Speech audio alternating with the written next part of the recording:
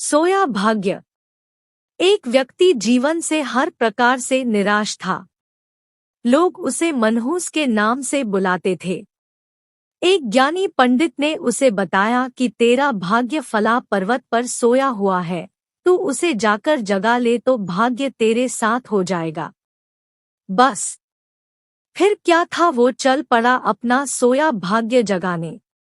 रास्ते में जंगल पड़ा तो एक शेर उसे खाने को लपका।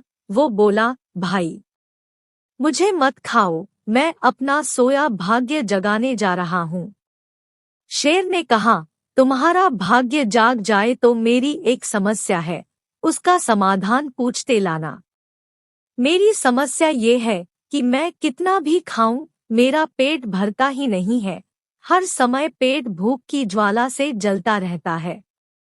मनहूस ने कहा, ठीक है। आगे जाने पर एक किसान के घर उसने रात बिताई।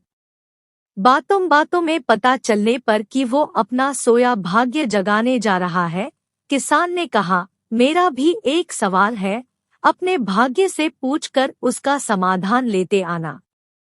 मेरे खेत में मैं कितनी भी मेहनत कर लूं, पैदावार अच्छी होती ही नहीं। मेरी शादी योग्य एक कन्या है, उसका विवाह इन परिस्थितियों में मैं कैसे कर पाऊंगा? मनहूस बोला, ठीक है। और आगे जाने पर वो एक राजा के घर मेहमान बना।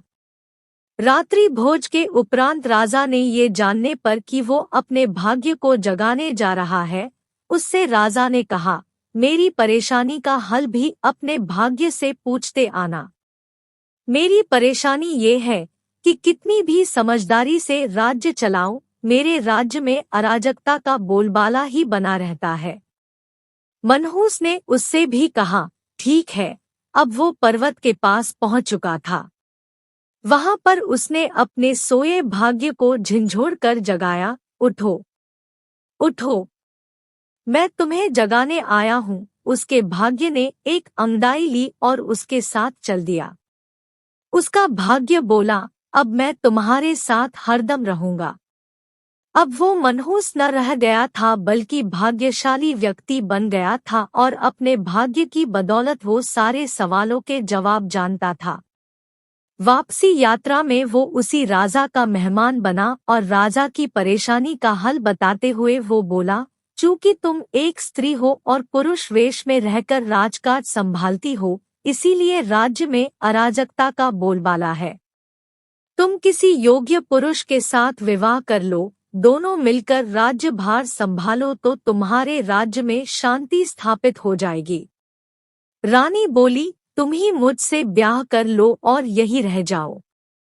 भाग्यशाली बन चुका वो मनहूस इनकार करते हुए बोला, नहीं नहीं, मेरा तो भाग्य जाग चुका है, तुम किसी और से विवाह कर लो। तब रानी ने अपने मंत्री से विवाह किया और सुखपूर्वक राज्य चलाने लगी। कुछ दिन राजकीय मेहमान बनने के बाद उसने वहां से विदा ली। आगे वो किसान के घर पहुंचा और उसके सवाल के जवाब में बताया, तुम्हारे खेत में 7 कलश हीरे जवाहरात के गड़े हैं। उस खजाने को निकाल लेने पर तुम्हारी जमीन उपजाऊ हो जाएगी और उस धन से तुम अपनी बेटी का ब्याह भी धूमधाम से कर सकोगे। किसान ने अनुग्रहित होते हुए उससे कहा कि मैं तुम्हारा शुक्रगुजार हूँ, तुम ही मेरी बेटी के साथ ब्याह कर लो। पर भाग्यशाली बन चुका वह व्यक्ति बोला, नहीं नहीं, मेरा तो भाग्योदय हो चुका है, तुम कहीं और अपनी सुंदर कन्या का विवाह करो। किसान ने उचित वर देखकर अपनी कन्या का विवाह किया और सुखपूर्वक रहने लगा।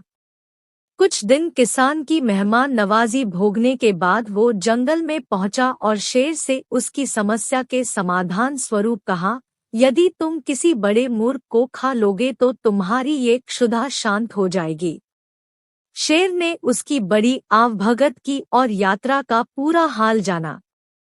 सारी बात पता चलने के बाद शेर ने कहा, भाग्योदय होने के बाद इतने अच्छे और बड़े 2 मौके गंवाने वाले इंसान तुझसे बड़ा मूर्ख और कौन होगा। तुझे खाकर ही मेरी भूख शांत होगी। और इस तरह वो इंसान शेर का शिकार बनकर मृत्यु को प्राप्त हुआ। यदि आपके पास सही मौका परखने का विवेक और अवसर को पकड़ लेने का ज्ञान नहीं है, तो भाग्य भी आपके साथ आकर आपका कुछ भला नहीं कर सकता है।